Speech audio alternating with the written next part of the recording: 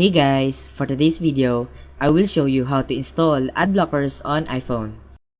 If you're using Safari on iOS, you can install ad blockers just like you can with extensions on a desktop browser. So to get started, open the Settings app on your iOS device and select Safari. And from there, you can access the extensions menu where you'll see a list of Safari extensions that are currently installed on your device. On this page, you will find a list of Safari extensions that are currently installed on your device, including any ad blockers that you have previously downloaded. And to download additional ad blockers, which will redirect you to the App Store.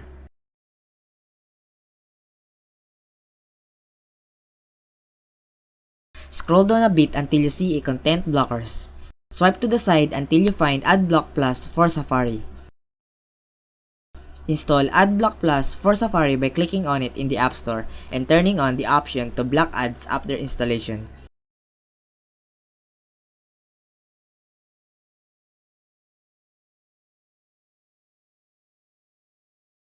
Remove the app icon from the home screen if desired.